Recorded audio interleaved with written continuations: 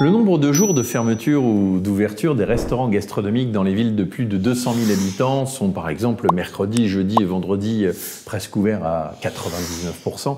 On remarquera que le samedi est à 71% et en l'occurrence le dimanche seulement 19%. Le dimanche étant la vraie différence entre les villes de plus de 200 000 habitants et ceux de moins de 200 000 et en province, puisque dans les grandes villes, les restaurants sont surtout fermés le dimanche. Alors, si on souhaite maintenant analyser et décrypter ces résultats, eh bien, on s'aperçoit qu'aujourd'hui, finalement, ce n'est plus la demande qui pilote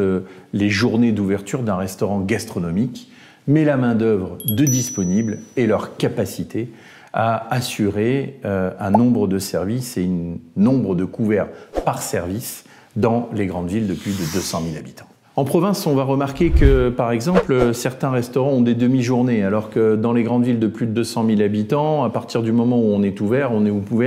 pour la totalité des services.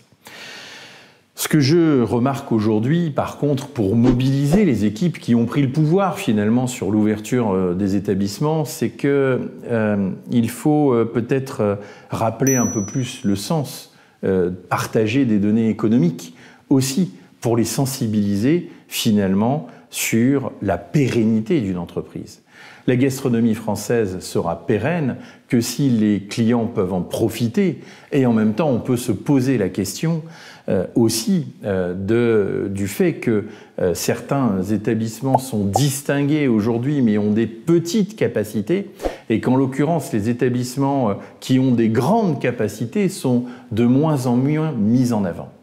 Et ça, c'est un des phénomènes qui va être important de comprendre que demain, il y aura une restauration gastronomique qui finalement aura besoin d'avoir des services à 40-50 couverts parce que l'équilibre financier ne permettra pas à la fois de garder le haut niveau et en même temps d'avoir si peu de clients servis. Alors la seule solution, vous me direz, c'est de continuer à augmenter les prix. Mais finalement, est-ce que nous avons envie d'une gastronomie élitiste? Je ne crois pas, la gastronomie elle est pour tous et c'est la raison pour laquelle quand on regarde à la fois l'analyse des ouvertures des grandes villes, aujourd'hui des villes de plus de 200 000 habitants qui se réduit de plus en plus,